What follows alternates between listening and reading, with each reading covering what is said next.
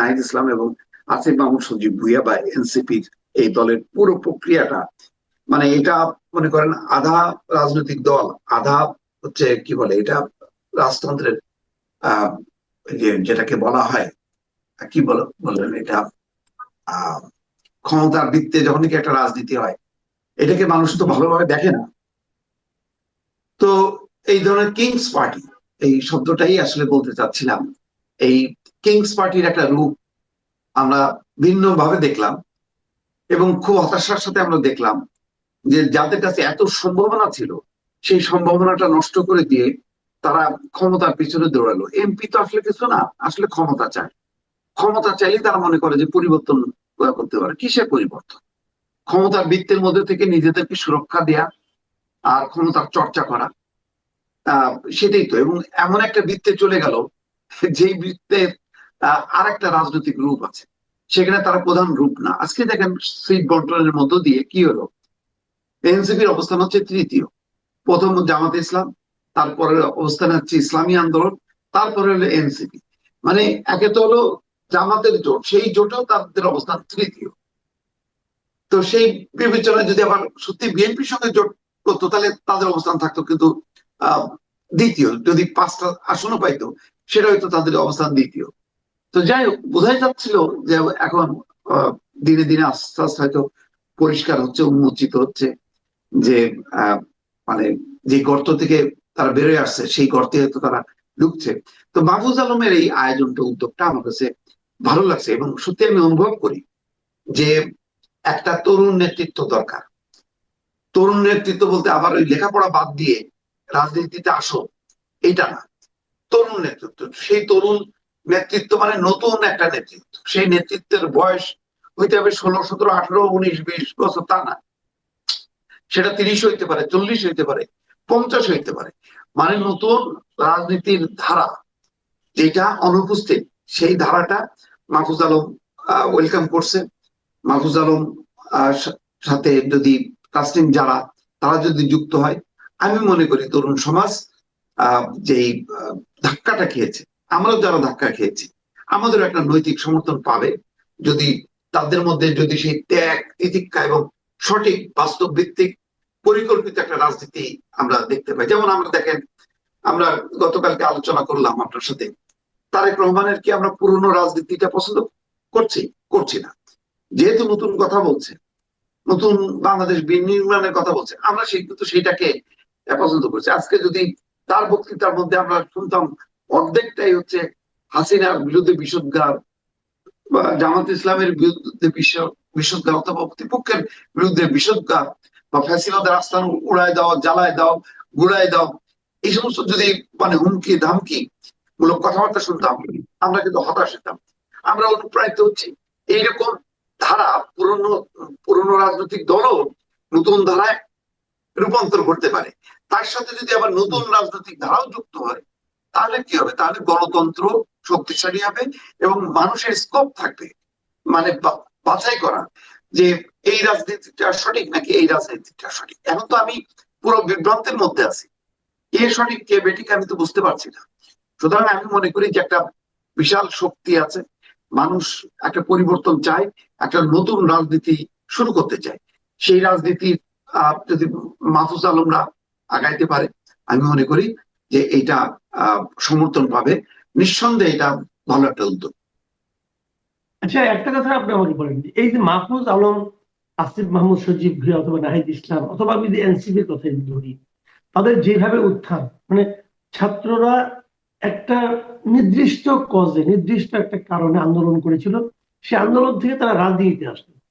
আমরা কিন্তু ঠিক এরই একটা রেপ্লিকা আমরা দেখতে পেয়েছি কয়েক বছর আগে, যে তখন একটা আন্দোলন ছিল, আন্দোলন থেকে উঠে আসলো এই নুরুল হক নূর, তারপরে আপনার রাশেদ খান, এরা তারা এসে গণ অধিকার পরিষদ নামে একটা রাজনৈতিক দল করলো।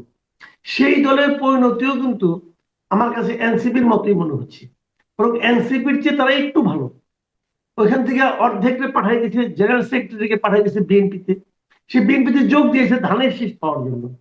দলীয় আদর্শ না কি আদর্শ বুঝতে পারলাম না, একটা দলের সাধারণ সম্পাদক ধানের শীষ পাওয়ার জন্য অন্য একটা দলে যোগ দেয়, এবং সেটা আবার দলের সভাপতি অনুমোদন করে। অনুমোদন করে সভাপতি বলতেছে এটা নাকি তাদের নির্বাচনী কৌশল। ঠিক আছে, কৌশল। এখন এটা দেখে কিনা ছোট ভাইয়েরা পুরো দলবল নিয়ে জোটে যে যোগ দিল তো জামাতের সঙ্গে, যে জামাতের সঙ্গে তাদের রাজনৈতিক বিরোধের কথা তারা নিজেরাই উচ্চারণ করেছে বহুবার। যদিও আমরা অনেকে আবার সন্দেহ করছি এটা জামাতেরই সন্তানের মতো। জামাতের জেনারেল সেক্রেটারিকে আমরা দেখেছি বলতে যে জন্ম নিয়ে বাপের সঙ্গে লাগতে আইসো না। তখন একটা মানুষের মধ্যে একটা চিন্তা ছিল যে জন্ম বাপ এই সমস্ত কথাবার্তা বলে বোধ তারা ওই দিকেই যাচ্ছে। তো এখন আমরা দেখলাম না, ঠিকই বাপের আঁচলের নিচে তারা চলে গেছে।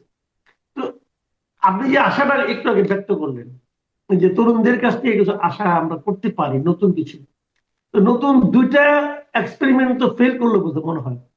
আবার কি এক্সপেরিমেন্ট আপনি আশা করতেছেন?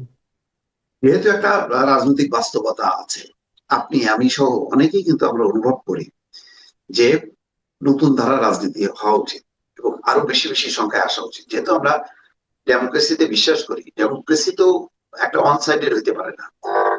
ডেমোক্রেসি হবে বহুমুখী। আমার অপশন থাকতে হবে যে এটা ভালো না, এটা এটা না এইটা। আমার অপশন গুলো যদি না থাকে এবং সবগুলো অপশন যদি থাকে ওই ঘুরে ফিরে এমপি হওয়া, ক্ষমতা ভোগ করা, তাহলে তো আর এটা রাজনীতি হলো না। রাজনীতিটা তো মানে ক্ষমতাটা কেন, ক্ষমতাটা হলো সেবার জন্য। আপনি যখন নাকি একজন হন, মানে প্রতিষ্ঠিত হন, তখন আপনি কি করেন? আপনি আপনার এই প্রতিষ্ঠার বিষয়টা আপনি ছড়া দিতে চান, সে ধন সম্পত্তিতে হোক, বিদ্যা বুদ্ধিতে হোক। তো রাজনীতিটা তেমনই। রাজনীতি তো না যে আমি এটা এনজয় করব, এটা আমি আরো সেবা দেওয়ার জন্য। কিন্তু আমাদের এখানে তো উল্টা হচ্ছে। সেই কারণেই নতুন রাজনীতি মানেই এই না যে ছাত্ররা পড়াশোনা ছেড়ে দিয়ে রাজনীতি করবে, বিষয়টা তা না। নতুন রাজনীতি, এবং সেখানে যদি তরুণদের মেধাটা, যেহেতু তারা দেশকে অনেক কিছু কন্ট্রিবিউট করতে চায় এবং তাদের চিন্তা শক্তিটা অনেক ধারালো হয়। কারণ আমরা ধরেন আমাদের চিন্তা শক্তির একটা বন্ধত্ব হয়ে গেছে বলে মানে ধারণা করি। সেখানে তরুণরা অনেক কিছু অপশন থাকতে পারে, অনেক চিন্তা তারা মাথার মধ্যে অ্যাবজর্ব করতে পারে। তো সুতরাং তাদের কাছ থেকে একটা নতুন রাজনীতি প্রত্যাশা করি। কিন্তু যেটা আপনি উদাহরণ দিলেন, এটা সত্যি। আমরা তো এই হতাশার মধ্যে আছি বলি তো বারবার বলি যে তাহলে নতুন রাজনীতির দরকার। তাহলে তো বলতাম যে একটা আমাদের গণ অধিকার পরিষদ ভালো না এনসিপি ভালো, আমরা এটা নিয়ে বিতর্ক করতাম। সেই বিতর্কে গণ অধিকার পরিষদের কি কর্মসূচি, এনসিপি কি লক্ষ্য, কি তারা বললো, কি তারা করলো, এগুলি নিয়ে আমরা আলোচনা করতাম। কিন্তু আমরা সেই আলোচনার বাইরে আমরা খুঁজতেছি কেন? মাহফুজ আলমের এই বিষয়টা নিয়ে আলোচনা করতেছি এই কারণে এর একটা চাহিদা বাস্তবতা রয়ে গেছে। আমাদের একটা এমন একটা নেতা দরকার, যেই নেতা মানে ক্ষমতার জন্য, এমপি গিরির জন্য, শুধু পাওয়ার পলিটিক্স এর জন্য যার জন্ম হবে না, যে সত্যিকার অর্থে মানুষের কল্যাণের জন্য নতুন একটা রাজনীতি উপহার দেবে, একটা পরিকল্পনা উপহার দেবে, যেই পরিকল্পনায় মানুষের জীবনের আহ মানে আহ মানে জীবনের মান উন্নয়ন হবে, সে জ্ঞান ভিত্তিক একটা রাষ্ট্রের মধ্যে যাতে প্রবেশ করতে পারে। তো সেই জায়গাটা যেহেতু অভাব আছে বলেই মাহফুজ আলমের এই আহ্বানটাকে আমি খুব যৌক্তিক মনে করছি। আপনার আশাবাদী মানুষ, আপনার আশাবাদ পূর্ণতা লাভ করুক, এটা চাই। কিন্তু আমি নিজে কিন্তু আশাবাদী একেবারেই না, একেবারেই না। এই কারণে যে উনি তো পরীক্ষিত, উনি তো পরীক্ষিত। কারণ উনি বেশ কয়েক মাস একটা মন্ত্রণালয়ের দায়িত্বে ছিলেন। এই মন্ত্রণালয়টা আগে যেভাবে চলতো তার চেয়ে কি উনি 1 ইঞ্চি পর্যন্ত সরাতে পেরেছেন? 1 ইঞ্চি? উনি কি একটা কাজ করতে পেরেছেন এই দায়িত্ব পাওয়ার পর, যে কাজটা দেখে আমরা মনে করতে পারি যে উনি চেষ্টা করেছেন? একটা সিঙ্গেল আমি দেখিনি। আমি উনি কিন্তু না আমি প্রথমে বলেছেন জি বলেন বলেন। আমি আসলে এই কারণে বলছিলাম যে আমি মানে মোটামুটি মানে একেবারে কিন্তু 100% মার্কস দেয়নি। আমি বলছি যে তুলনামূলক ভাবে এই তিনজনের মধ্যে সে বেটার, তাকে নিয়ে মানে হালকা বিতর্ক আছে, বেশি বিতর্ক নেই। হালকা বিতর্ক মানেই তো এটাই যে আমরা শুধু তথ্য মন্ত্রণালয় কেন, আপনার একটা মন্ত্রণালয় এমন কোন নজির আমি দেখছি না যেটা বলতে পারি যে এই কাজটা তারা করছে, করে একটা একটা ঝাঁকুনি দিছে তা দেখি। বরং এখন দেখতেছি কি আপনার ওই যে স্থানীয় সরকার মন্ত্রণালয় আসিফ মাহমুদ সচিব ভুঁইয়াকে ঘিরে যে চক্র, কর্মকর্তাদের চক্র, সেই চক্রকে এখন দৌড়ানি দিচ্ছে। প্রায় 17-18 জনকে বদলি করে দিচ্ছে। তার যারা গুরুত্বপূর্ণ পদ পদবিতে ছিল। তো এরকম প্রয়োজন হচ্ছে কেন? প্রয়োজন হচ্ছে এই যে এটাকে মনে করা হচ্ছে যে এটা একটা কোটারি। তো সুতরাং এটা ঠিক যে তারা দায়িত্ব পেয়ে যে মানে মারাত্মক কিছু করছে। দেখেন আমাদের সাথেও তো একটা মত বিনিময় করার মধ্য দিয়ে তার চিন্তা কি ভাবনা কি সে তো তথ্য মন্ত্রণালয়ের দায়িত্বে না। দেখলাম মাহফুজ আলম বা এর আগে কে ছিল, নাহিদ ইসলাম বোধহয়, কেউ কিন্তু একটা খোলামেলা এ করলো না সেখানে।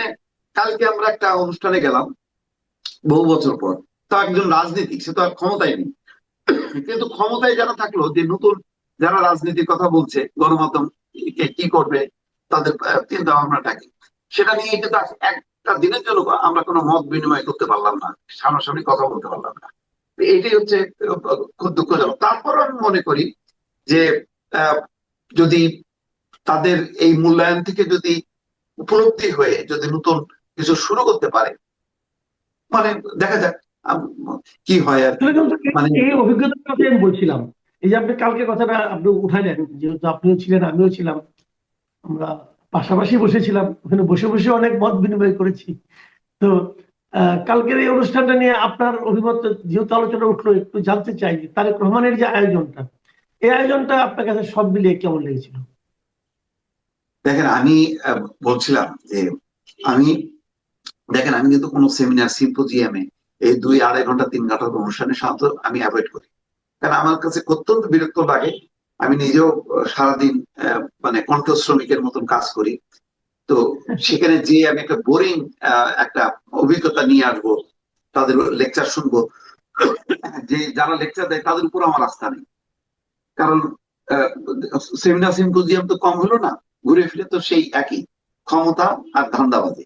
সেখানে আমার প্রচন্ড রকম বিতৃষ্ণা থেকে আমি গত কয়েক বছর ধরে কোনো অনুষ্ঠানে যাই না। এমনকি যখন নাকি আমি বাংলা মিশনের নিউজের হেড ছিলাম, আমি ওই সাবেক প্রধানমন্ত্রী শেখ হাসিনার অনুষ্ঠানগুলিও আমি বর্জন করতাম, আমি ওখানে যেতাম না। কারণ ওই 2-2.5 ঘন্টা মোবাইল ফোন বাইরে রেখে বিচ্ছিন্ন থেকে আমি ওই মানে তেলবাজি সংবাদ সম্মেলন শুনতে আগ্রহী না। কিন্তু কালকেও কিন্তু আমার মাঝে মাঝে মনে হচ্ছিল কি আমার কি চলে যাওয়া উচিত, কিন্তু না, দেখি না দেখি না, দেখতে দেখতে কিন্তু আসলে সত্যিকার অর্থে শেষ পর্যন্তই আমরা ছিলাম, আপনি সাক্ষী।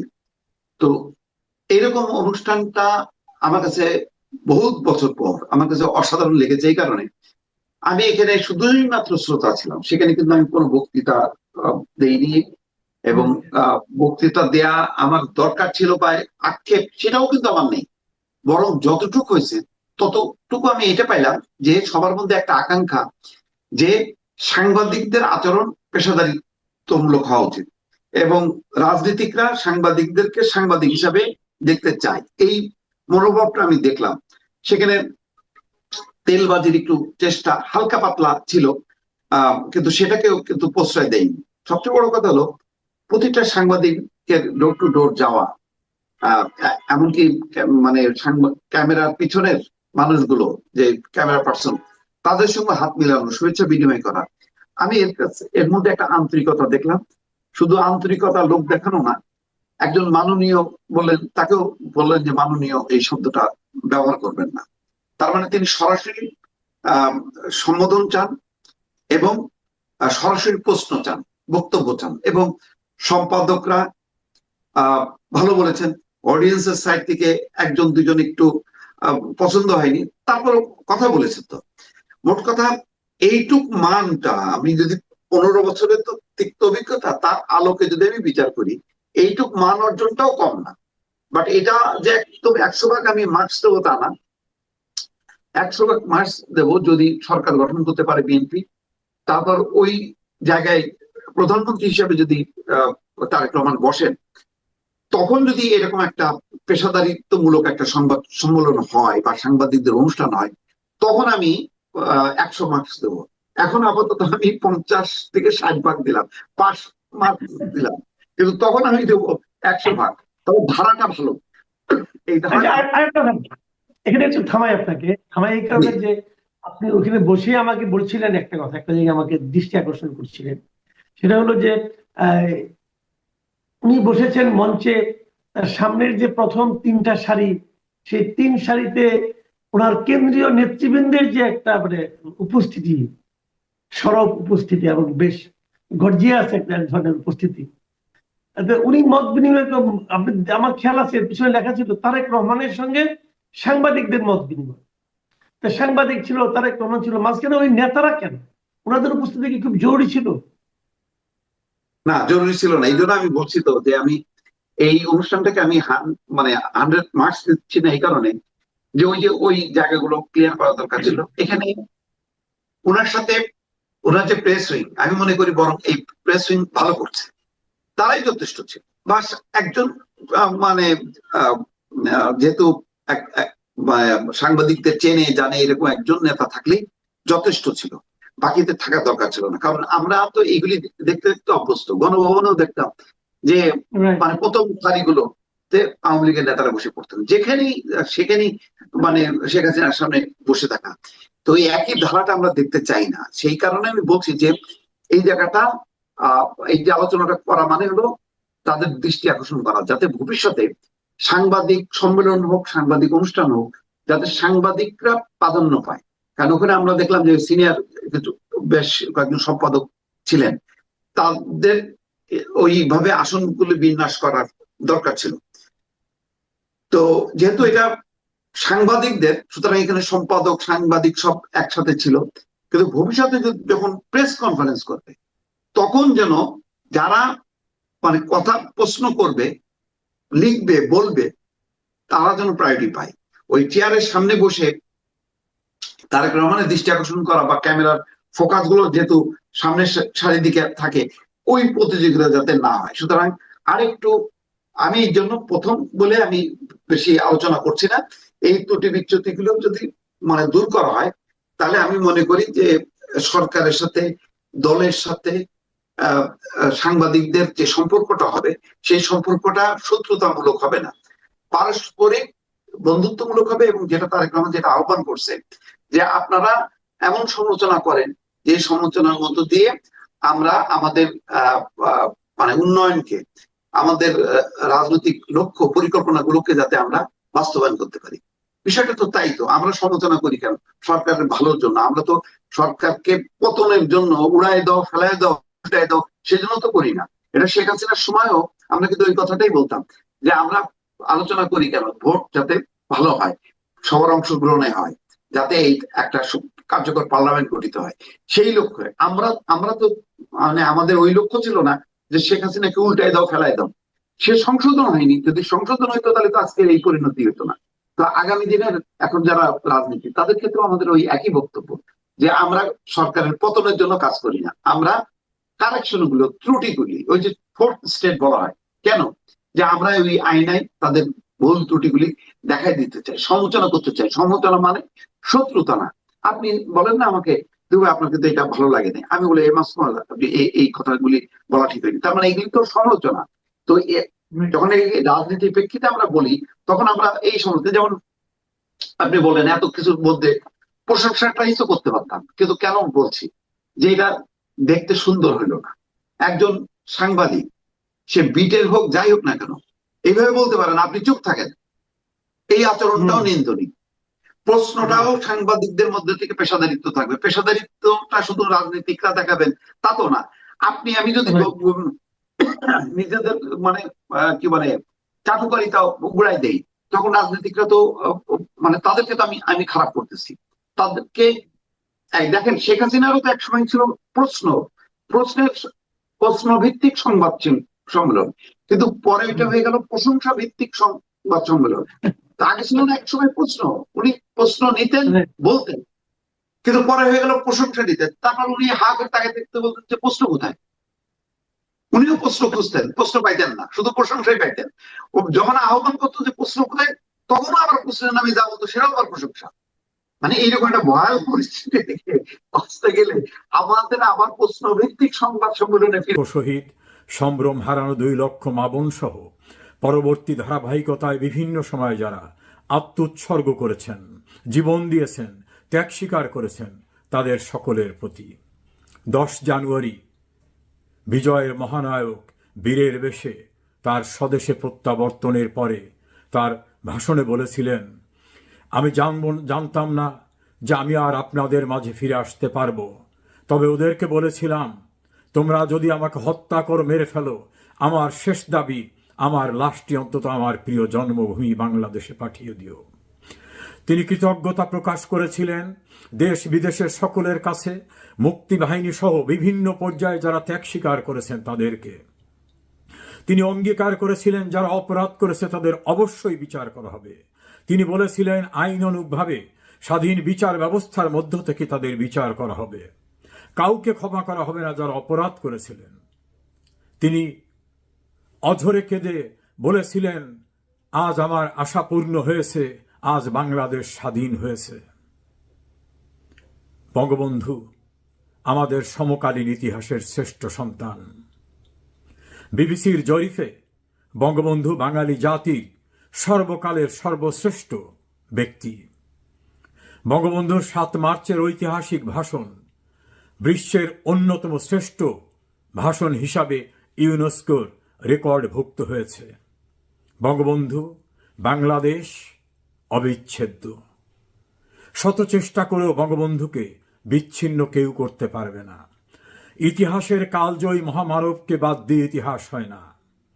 বঙ্গবন্ধু ইতিহাসের স্রষ্টা, তিনি ইতিহাস রচনা করেছেন। তিনি বাঙালি জাতিকে পরাধীনতার শৃঙ্খল থেকে মুক্ত করেছেন। তিনি বাঙালি জাতিকে স্বাধীন সার্বভৌম বাংলাদেশ দিয়েছেন, লাল সবুজের পতাকা দিয়েছেন, গোলামীর জিঞ্জির থেকে ছিন্ন সে তাকে একটা জায়গায় মানে একটা রুমের ভিতর ফেলে রাখা হয়েছে, কেউ নাই, তার ফ্যামিলিকেও খবর দেওয়া হয় নাই। এবং তিনি যখন আপনার তাকে যখন মানে লাশ বের করা হয় তখনও তার হাতে হাত করা ছিল। মানে এটা কোন সরকার, কোন দেশ, কোন ইয়ে? এবং আপনি নজিবুর রহমান সাবেক মানে এনবিআর এর চেয়ারম্যান ছিলেন, ওনার চোখের অপারেশন হয়েছে।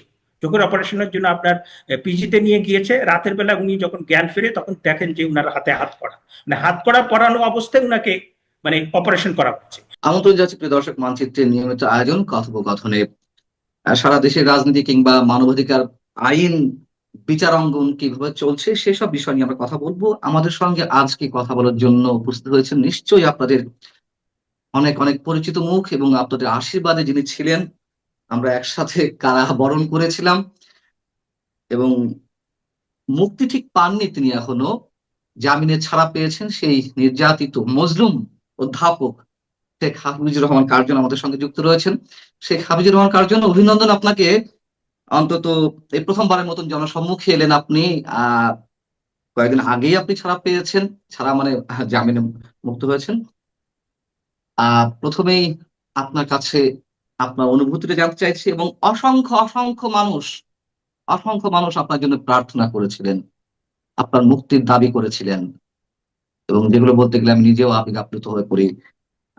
আপনি আমার চেয়েও আরো বেশ কয়েকদিন কারাগারে থেকেছেন। মুক্তির পর, মানে মুক্তি ঠিক নয়, ছাড়া পাওয়ার পর আপনার অনুভূতি প্রথমে জানতে চাইছি। না, প্রথমত আপনাকে ধন্যবাদ যে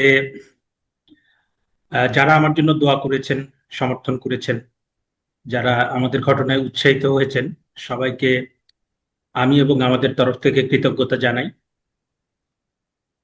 এবং মানে বিষয়টা হচ্ছে যে আমি তো লয়ের অধ্যাপক, আমি আইনের অধ্যাপক, আমি ক্রিমিনোলজি পড়াই, ক্রিমিনাল ল পড়াই।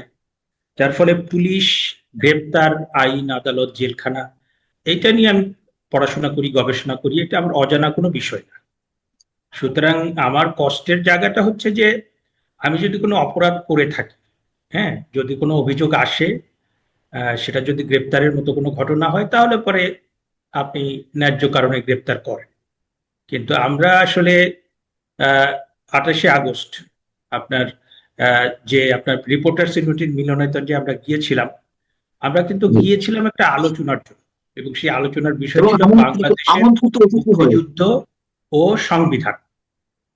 আপনি একটা দেশ হলো, মুক্তিযুদ্ধের মধ্য দিয়ে একটা দেশ হলো, সেই দেশের আপনার 30 লক্ষ শহীদ, 5 লক্ষ মা বোনের যে আত্মত্যাগ, অসংখ্য মানুষ অসংখ্যভাবে কাজ করেছেন দেশে বিদেশে, কেউ কূটনৈতিক কাজে, কেউ বাংলাদেশের জন্য সমর্থন আদায় করার জন্য।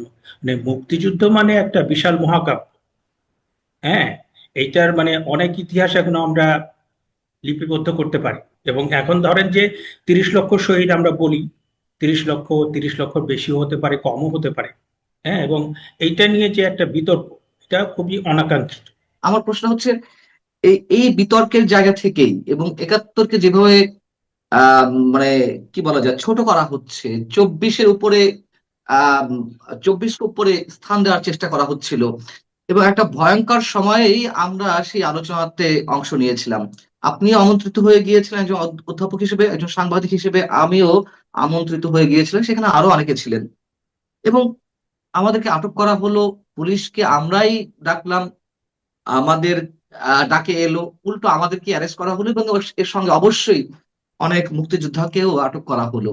সেই আইনের ব্যাখ্যা আপনি দিচ্ছিলেন, সেই জায়গাটা যদি বলতেন যে এইভাবে নিরপরাধ হওয়া সত্ত্বেও মাসের পর মাস কারাবরণ করতে হলো। আপনি বলছেন ন্যায্যতার জায়গা থেকে যদি আটক রাখে তাতে কোনো সমস্যা নেই, আটকও রাখুক, কিন্তু সে আটক করেও তো একটা সীমা আছে, তাই না? জামিন পাওয়ার তো আমাদের অন্যতম আইনগত অধিকার, সে জামিনটাও তো সহজে মিলল না, আমাদেরকে ৩ মাস, ৩.৫ মাস, ৪ মাস পর বেরোতে হলো। এই জায়গাটা কি বলবেন, রাষ্ট্র কোন দিকে নিয়ে যাচ্ছে? না, আমি আসলে আমাদের যে ঘটনাটা হয়েছে সেটা মানে আমাদের ঘটনার নানা রকম দিক ছিল, নানা রকম মাত্রা ছিল, যার প্রেক্ষিতে দেশে বিদেশে এটা মানুষের অ্যাটেনশন ড্র করেছে এবং মানুষ এতে সরকার ভীষণভাবে তার ভাবমূর্তি ক্ষুণ্ণ হয়েছে। এবং সবচেয়ে আমি আমাদের ঘটনার যেভাবে বিশ্লেষণ করি, প্রথমত হচ্ছে যে আপনি বাংলাদেশের এই ৫৫ বছরের ইতিহাসে এই আপনি এই ধরনের ঘটনা পাবেন না। কারণ প্রেস ক্লাব কিংবা রিপোর্টার্স ইউনিটি, সাংবাদিকদের কোনো একটা জায়গাতে যদি কোনো আলোচনা হয়, যদি কোনো প্রেস কনফারেন্স হয়, তাহলে পরে কিন্তু সেখানে কেউ কোনো ঝামেলা করে না। এবং সেইটা নিয়ে আমরা আলোচনা করতে গিয়েছি, সেখানে আমাদের উপরে মানে নজিরবিহীন মব করা। হ্যাঁ, কারণ আমরা কারা ছিলাম? আমরা ছিলাম সাংবাদিক, ছিলাম অধ্যাপক, ছিলাম আপনার সাবেক সচিব ছিলেন, সাবেক এডিশনাল অ্যাটর্নি জেনারেল ছিলেন, তারপরে সৌরভ ভাই ছিলেন, তারপরে দর্শক ছিলেন। এইটা মানে কমপ্লিটলি একটা সিভিল সোসাইটি ডিসকাশন। অধিকাংশ মুক্তিযোদ্ধা ছিলেন। হ্যাঁ, মুক্তিযোদ্ধা ছিলেন। তো সেখানে মব করা হলো, মব করার পরে আপনি এবং রিপোর্টার্স ইউনিটির যারা ছিলেন তারা পুলিশকে ফোন করলেন, এবং পুলিশ এসে আমরা দেখলাম যে পুলিশের সামনে আমাদেরকে কলার ধরছে, কাউকে কাউকে পদপিষ্ট করছে, তারপর ব্যানার ছিঁড়ে ফেলছে। লতিফ সিদ্দিকীকে আপনার কেন্দ্র করে যেভাবে তার বাবা মা তুলে গালাগাল দেওয়া হলো, তাকে অপমান করা হলো, এবং যেভাবে আপনার মারধর করা হলো, কয়েকজন আহত হলো, আবার কয়েকজনকে তারা কিন্তু হত্যার চেষ্টাও করেছিল। হ্যাঁ, তো হ্যাঁ, এরকম রক্তাক্ত একটা করা হয়েছে, মাথা পরিস্থিতিতে ফাটিয়ে দিয়েছে, হ্যাঁ, মাথা তো ফাটিয়ে দেওয়া আপনার হয়েছে, রক্তাক্ত করা হয়েছে। জি। মানে একটা রাষ্ট্রের ভেতরে, আমি সভ্য রাষ্ট্র না বলি, একটা রাষ্ট্র যদি হয় তার আপনি যে সরকার, তার আইন কানুন, পুলিশ, সেটা থাকে হচ্ছে সাধারণ নিরপরাধ যে মানুষ তাদেরকে সুরক্ষা দেওয়ার জন্য। কিন্তু আমরা দেখলাম যে আমাদের উপরে আক্রমণ হয়েছে, যে যারা আক্রমণ করেছে সেই আপনার মানে আপনার অস্ত্র শস্ত্র নিয়ে, তারপরে আপনার হুম, হুম। আহ সন্ত্রাসী নিয়ে, তাদেরকে গ্রেপ্তার করার পরিবর্তে আমাদেরকে উল্টো পুলিশ আমাদেরকে ডিবি অফিসে নিয়ে গেল। ডিবি অফিসে নিয়ে যাওয়ার পরে আমাদেরকে বসিয়ে রাখলো অনেকক্ষণ, যে তখনও মামলা হয়নি, আমাদের কিছু বলাও হলো না, আমাদেরকে খাবার দাবারও কিছু দেওয়া হলো না, বাইরে থেকে খাবার আনা যাবে কিনা সেটাও আমাদেরকে জানানো হলো না, এবং সন্ত্রাসীদের সুরক্ষা দেওয়া হচ্ছে। আর আমরা নিরপরাধ যারা নাগরিক, আমরা যারা দেশের মোটামুটি সচেতন নাগরিক, আমাদেরকে গ্রেপ্তার করে ডিবি অফিসে হেনস্থা করা হচ্ছে, তারপরে আপনার আদালতের মাধ্যমে জেলখানায় নিয়ে যাওয়া হচ্ছে। এবং আমি ওখানে, আমরা ডিবি অফিসে ছিলাম, আমাদের ওই রাতে যে হেনস্থা করা, হ্যাঁ, আপনার যে গারদের ভিতরে রাখা হলো, সেখানে একটা টয়লেট নাই, মানে একটা টয়লেট এত অপরিষ্কার, তারপর কোনো খাবার দাবারের ব্যবস্থা নাই, নিচে ফ্লোরে ঘুমাতে হলো। তো এই যে ডিবি অফিসে প্রতিনিয়ত নানা ধরনের মানুষকে গ্রেপ্তার করে নিয়ে আসছে, তো তারা কি মানে একটা নাগরিকের যে ন্যূনতম যে আপনার প্রয়োজন, যে একটা পরিষ্কার বাথরুম, একটা ধরেন একটু ওগুলো তো মানে নেই। আমি যদি জেল জীবনের কথা জিজ্ঞেস করি, আপনি নিউট্রিশাস যে একটু কারাগারে food, ছিলেন, আমি পোলাও ওটা কি কোরমার কথা প্রথমবারের বলছি। মতন, এটা কি আপনার প্রথম কারা জীবন, কারাবাস কি এই প্রথম? এটা আমার প্রথম কারাজীবন, এটা আমার প্রথম আচ্ছা, প্রথম সেই জায়গা কারাজীবন। থেকে তো আপনার এবং বিস্তর অভিজ্ঞতা। এই কেমন এই ছিলেন কারাগারে, কারাগারে কেমন ছিলেন? আমি কারাগারে বলবো যে আমার কারাগারের যে অভিজ্ঞতা সেটা একদমই মানে যদিও আমি ডিভিশন পেয়েছিলাম, কিন্তু আমি বলবো যে একদম আমার অভিজ্ঞতা সন্তোষজনক নয়, খুবই খারাপ। আমার কাছে মনে হয়েছে অন অফ মানে সর্ট অফ টর্চার। আপনি এখানে যারা যাদের কনভিকশন হয়ে যায় তাদেরকে আপনি ধরেন কাউকে মৃত্যুদণ্ড দেয়া হয়, কাউকে যাবজ্জীবন কারাদণ্ড দেয়া হয়, কাউকে 10 বছর, কাউকে 5 বছর। আপনি কনভিকশন হয়ে গেলে তাকে আপনি শাস্তি দিচ্ছেন, কিন্তু আন্ডার ট্রায়াল প্রিজনারকে আপনি যে এই যে মানে কষ্টগুলো দিচ্ছেন, তো তার তো সে তো ছাড়াও পেতে পারে। আর আমরা যারা গ্রেপ্তার হয়েছিলাম, আমাদের তো দৃশ্য তো মানে একটা মিথ্যা মামলায় আমাদেরকে গ্রেপ্তার করা হয়েছে। কারণ আমরা মানে আমাদের ঘটনাটা ছিল প্রকাশ্য দিবালোকে, এবং ওইখানে ডজন ডজন ক্যামেরা ছিল। ক্যামেরাতে আপনার প্রত্যেকটা, আমরা কখন অনুষ্ঠান শুরু করেছি, কখন কে বক্তৃতা দিয়েছে, কিভাবে মব হয়েছে, মব ওই সবকিছু কিন্তু আপনার একটা কনক্লুসিভ এভিডেন্স, মানে ওই আপনার ভিডিও ধারণ করা আছে। এবং সেটা কিন্তু আপনি ধরেন যে রাতের আধারে একটা অপরাধ হলো, হত্যাকাণ্ড হলো, কে হত্যা করেছে সেটা বের করার জন্য তদন্ত করতে হয়। কিন্তু আমাদের ঘটনা এটা তদন্ত করার জন্য তো আপনার মানে এটা বের করার জন্য তো তদন্ত করার দরকার নেই, কারণ কারা করেছে তাদের মুখ বাঁধাও ছিল না। তারা কিন্তু খোলা মুখে প্রকাশ্য দিবালোকে বরং হ্যান্ড মাইক। মামলার নথিতে উল্লেখ করা হলো যে আমরা সরকার বিরোধী ষড়যন্ত্রে লিপ্ত ছিলাম, আলোচনা করছিলাম এই সরকার কিভাবে উৎখাত করা যায়। এবং যখন শুনানি হলো অ্যাপিলেট ডিভিশনে, হাইকোর্টও না, অ্যাপিলেট ডিভিশনে, অন্তত আমার ক্ষেত্রে এটা হয়েছে, সম্ভবত আপনার ক্ষেত্রেও এই মানে এই আর্গুমেন্টে রাষ্ট্র গিয়েছে যে আমরা সশস্ত্র বিপ্লবের পরিকল্পনা করছিলাম। আপনার কাছে যে অস্ত্র ছিল সেগুলো কোথায় হাফিজুর রহমান কার্জন, অধ্যাপক হাফিজুর রহমান কার্জন? মানে আমরা নাকি সশস্ত্র না, বিপ্লবে আপনার আপনার আমি অস্ত্রগুলো কোথায়? আমি ব্যক্তিগতভাবে আপনার মহাত্মা গান্ধীর যে অহিংস আন্দোলন, বঙ্গবন্ধুর যে অসহযোগ আন্দোলন, আমি আন্দোলনের ক্ষেত্রে এগুলোতে বিশ্বাস করি। আমি বিপ্লবীও না, আমি আপনার সশস্ত্র সশস্ত্র যে সমস্ত সহিংস কার্যকলাপ সেগুলোকে সমর্থনও করি না। আমি শান্তিপ্রিয় মানুষ। আমি যেটা পছন্দ করি শান্তিপ্রিয় আন্দোলন। আপনার যদি কোনো অন্যায়ের প্রতিবাদ করতে হয়, আপনি মানববন্ধন করেন, আপনি আলোচনা করেন, আপনি আপনার প্রতিবাদটা জানান, কিন্তু কোনো সহিংসতা না, কোনো ভাঙচুর না। আর যদি আপনি মানে যুদ্ধ না, করতে আমি হয়, আমি যে যে বলছি আমি বলছি রাষ্ট্রপক্ষ থেকে এই আর্গুমেন্টে যাওয়া হয়েছিল আর কি। হ্যাঁ, আমরা প্রকাশ্য দিবালোকে রিপোর্টার্স ইউনিটের মতন একটা আলোচনা সভাতে ছিলাম মুক্তিযুদ্ধ নিয়ে, সংবিধান নিয়ে। সেখানে মামলা নথিতে উল্লেখ করা হলো এবং রাষ্ট্রপক্ষের অ্যাটর্নি জেনারেল তিনি তার বক্তব্য উপস্থাপন করছেন যে আমরা সরকার উৎখাতের ষড়যন্ত্রে সশস্ত্র বিপ্লবে অংশ নিচ্ছিলাম। মানে মিথ্যা বলারও তো একটা লিমিট থাকে, আমি সেটাই আপনার দৃষ্টি আকর্ষণ করছিলাম। আইনের ভাষায় এটি কি বলবেন? মানে আমি জানি না, যখন রাষ্ট্রপক্ষ এই ধরনের ন্যারেটিভ ক্রিয়েট করে এবং মিথ্যার জায়গা থেকে, চরম মিথ্যাবাদিতার জায়গা থেকে, তখন এইগুলোকে পাল্টা আইনি ব্যাখ্যায় কি বলা যেতে পারে? এরকম কোনো তথ্য কি আছে আপনার কাছে? না, আমি যেটা মানে অত্যন্ত দুর্ভাগ্যের সঙ্গে যেটা লক্ষ্য করি, সেটা হচ্ছে যে ব্রিটিশ আমল থেকে আপনার এই আহ, বিরোধী দল এবং রাজনৈতিকভাবে যারা ভিন্ন মত পোষণ করেন, সরকারের সমালোচনা করেন, সরকারের অন্যায়ের আহ, জন্য প্রতিবাদ করেন, তাদেরকে এইভাবে হেনস্থা করা হয় এবং তাদের নামে নানা রকম মামলা দেওয়া হয়। এটা ব্রিটিশ আমলে হয়েছে, বাংলাদেশের সব আমলে হয়েছে এবং গত আমলেও হয়েছে। এবং এইটা থেকে কিন্তু আমরা বেরিয়ে আসতে চেয়েছিলাম। আমরা মনে করেছিলাম যে 5ই আগস্টের পরে যে আপনার ছাত্র জনতার অভ্যুত্থানটা হয়েছে, তাতে করে মানবাধিকার সুরক্ষিত হবে। মানুষের যে আগে যে সমস্ত আমরা কথা শুনতাম, যে ক্রস ফায়ারের কথা, তারপরে আপনার মিথ্যা মামলার কথা, তা আমরা তো দেখলাম যে আসলে ইউনূস সাহেবের সময় আইন শৃঙ্খলা বিচার এটার কোনো বালাই নাই, বরং আপনার মব ভায়োলেন্স শুরু হয়েছে। এখন মব করে আপনাকে কখন পদত্যাগ করাবে, মব করে কখন আপনার বাড়িঘর জ্বালিয়ে দেবে, মব করে কখন আপনার কারখানা জ্বালিয়ে দেবে, মব করে আপনাকে কখন পিটিয়ে মেরে ফেলবে, মব করে আপনাকে মানে কারো কোথাও কোনো নিরাপত্তা নেই। এবং এই ইউনূস সরকার, আমার কাছে মনে হয় যে তারা ইউনূস সরকারের ক্ষমতা, বাংলাদেশের বিচার, বাংলাদেশের আইন, বাংলাদেশের যে নৈতিকতা সবকিছুকে অপহরণ করেছে। এখন তাদের একদিকে তারা ক্ষমতায় বসে নিষ্ক্রিয়, পুলিশ কাজ করছে না, সেনাবাহিনী ম্যাজিস্ট্রেসি ক্ষমতা নিয়ে তারা প্রায় নিষ্ক্রিয়। ওদিকে যারা মব মানে মুক্তিযুদ্ধ বিরোধী শক্তি, তারা বিভিন্ন জায়গায় মব করে প্রত্যেকটা জায়গাতে একটা থমথমে অবস্থা বিরাজ করছে। আপনি বিশ্ববিদ্যালয়ে যান, শিক্ষকদের কিভাবে ধরে আপনার হেনস্থা করছে। আপনি সচিবালয়ে যান, তারা কাজ করতে পারছে না। তারা একটা হচ্ছে আতঙ্ক যে কাউকে গ্রেপ্তার করে নিয়ে যাবে কিনা, মানে এখন হয়তোবা সেটা যাচ্ছে না, প্রথম থেকে যেটা গিয়েছিল।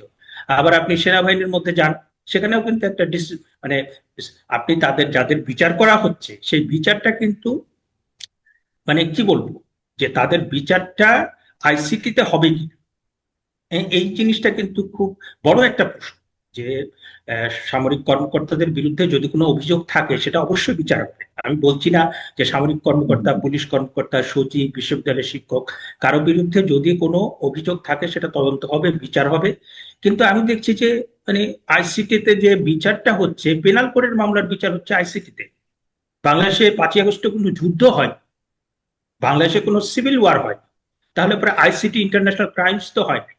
ইন্টারন্যাশনাল ক্রাইমস না হলে ইন্টারন্যাশনাল ক্রাইমস ট্রাইব্যুনাল কি করে হয়? এখন আপনি সেটা বলতেও পারবেন না। আপনি আপনি যে সরকার কোনো কাজই করছে না, দেশের ভিতরে আইন শৃঙ্খলা বলতে কিছু নাই, দেশের ভিতরে ব্যবসা বাণিজ্য চলছে না, দেশের শিক্ষা প্রতিষ্ঠান চলছে না, দেশের ভিতরে চাকরি বাকরি নাই, দেশের ভিতরে 6 কোটি দরিদ্র বেড়ে গিয়েছে। তো what hell this Yunus government is doing, তারা কি করছেটাকে? মানে না পারলে বাবা তোমাদের একমাত্র কাজ ছিল নির্বাচন একটা করে একটা নির্বাচিত সরকারের কাছে ক্ষমতা দিয়ে চলে যাও। এখন তোমরা সেটাও ঠিক মতো করতে পারছো না। দেশের ভিতরে ব্যবসা বাণিজ্য, অর্থনীতি, আইন শৃঙ্খলা, শিক্ষা, আপনি জানেন যে সম্প্রতি আপনার ওই মিউজিক এবং শরীর চর্চা সেটাকে বাদ দিয়ে দিয়েছে। মানে এইটা আপনি একটা নোবেল লরিয়েট, এবং এই নোবেল লরিয়েট এই সরকারের ভিতরে সবাই ওয়েস্টার্ন এডুকেটেড, হাইলি এডুকেটেড, এবং তারা সেই কয়েক হাজার বছর আগের যে প্রাগৈতিহাসিক অন্ধকার, সেই অন্ধকার যুগে কোথায় বাংলাদেশকে ফিরিয়ে নিয়ে যেতে চায়, যে এখানে আপনার মিউজিক থাকবে না, এখানে শরীরচর্চা থাকবে না, এখানে সংস্কৃতি থাকবে না, এখানে তারা যা বলবে, হ্যাঁ, এখানে এখানে তারা মুক্তিযুদ্ধকে বাদ দিয়ে দিবে, এখানে তারা বঙ্গবন্ধুকে বাদ দিয়ে দিবে, তারা গান বাদ দিয়ে দিবে, তারা সংস্কৃতি বাদ দিয়ে দিবে, তারা শিক্ষা হতে হবে তাদের মতো করে, পোশাক পরতে হবে তাদের মতো করে।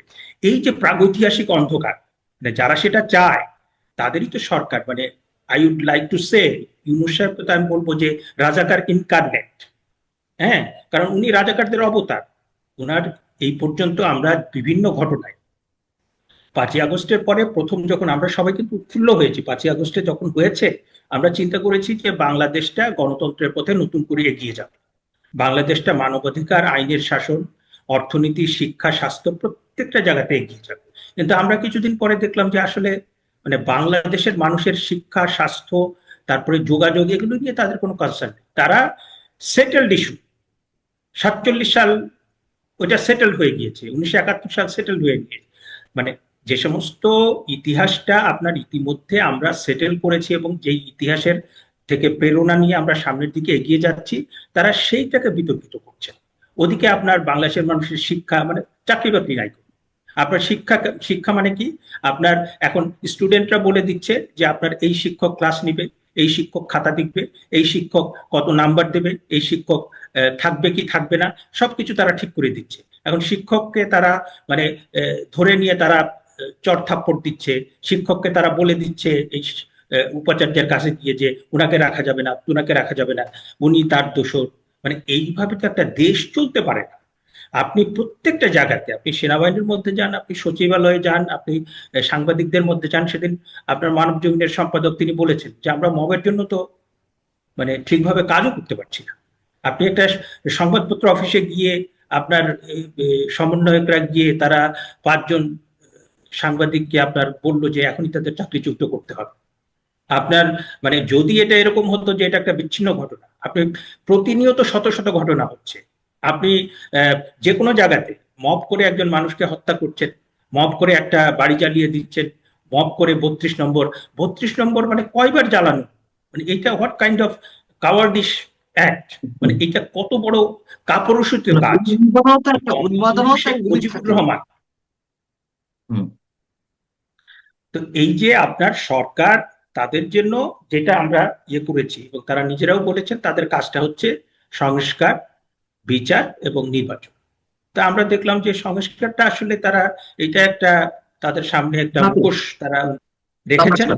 সংস্কারের যে আপনার কি বলবো, এই জিনিসটাকে সামনে রেখে তারা মানে মুক্তিযুদ্ধ, তারপরে অনেক কিছু পরিবর্তন করে ফেলছেন, but they do not have the mandate to do this. হ্যাঁ, আপনি যখন আইনের কথা বলছিলেন, এই যে মবের কথা বলছিলেন, আইন বিচারাঙ্গন ইউনূস সরকার অপহরণ করেছে, সমালোচনা হচ্ছে না একেবারে তা নয়, মানে সামাজিক যোগাযোগ মাধ্যমে অন্তত হচ্ছে। আর আমরা যারা ওপেন কথা বলছি হাতে গোনা 2, 4, 5, 10 জন, তাদের মধ্যে একজন ছিলেন সিনিয়র সাংবাদিক আনিস আলমগীর। মানে আমি বলছি যে এই সমালোচনা সত্ত্বেও সরকার কোনো ক্ষেত্রে পিছপা হচ্ছে না, বরং তাদের যে অ্যাগ্রেসিভনেস, আক্রমণাত্মক যেই রূপ, সেটা একের পর এক তারা প্রকাশ করছে। সাংবাদিক আনিস আলমগীরকেও আটক করা হলো।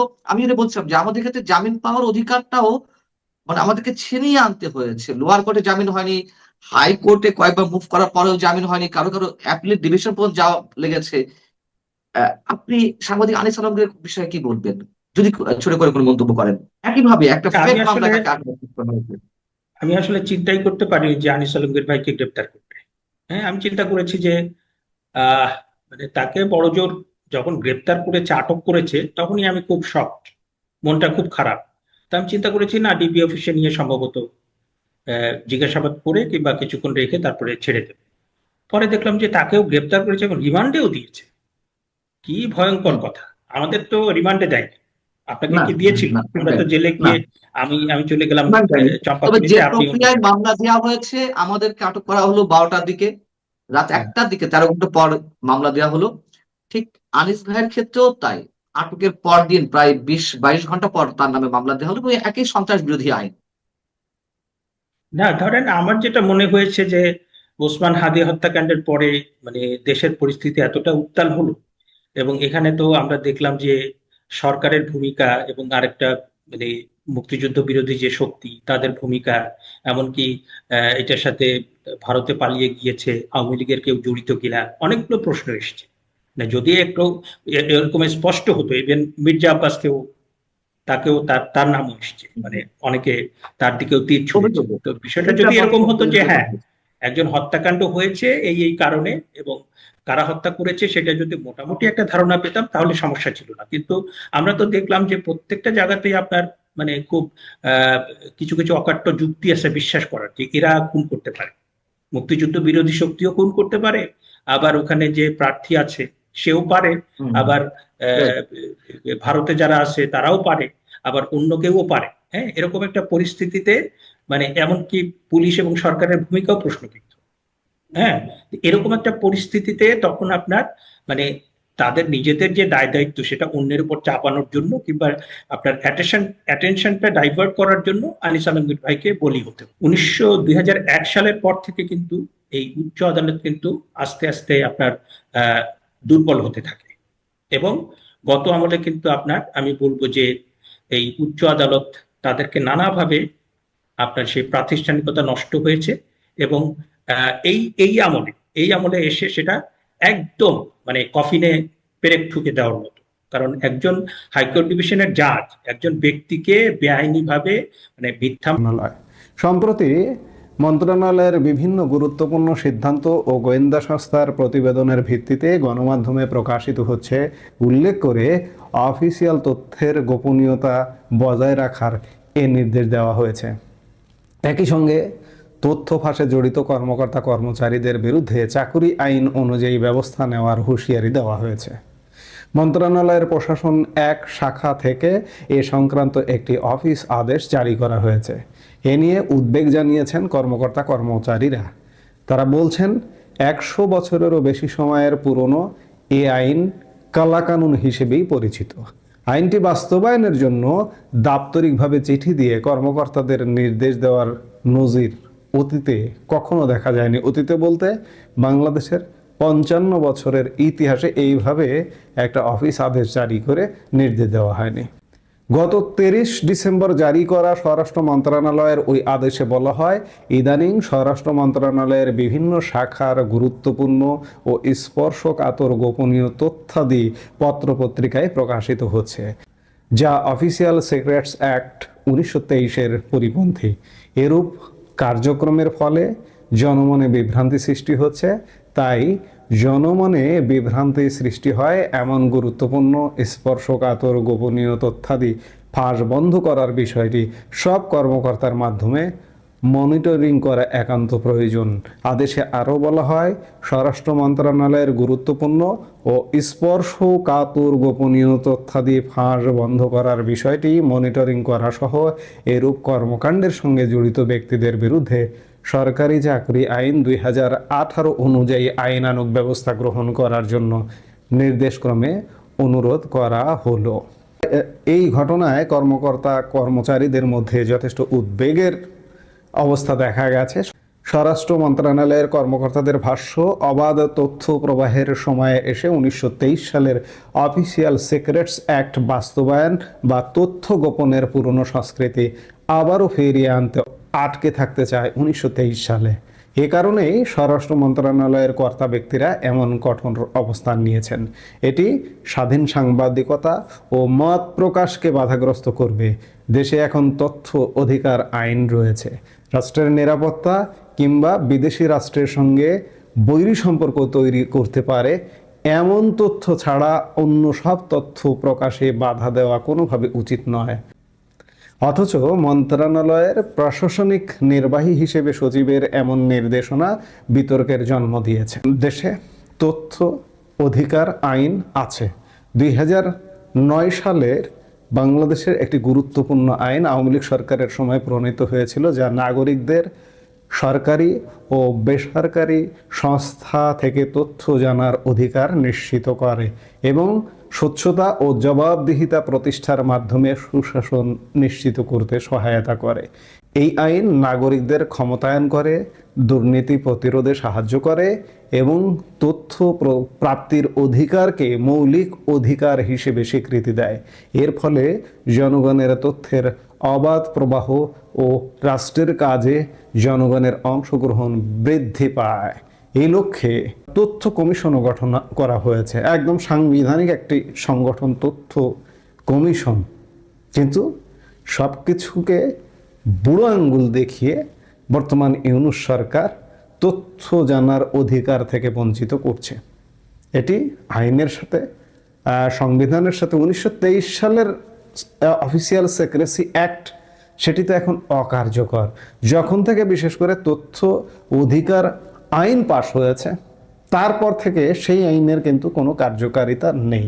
আমি শুরুতেই বলেছি যে এই সরকার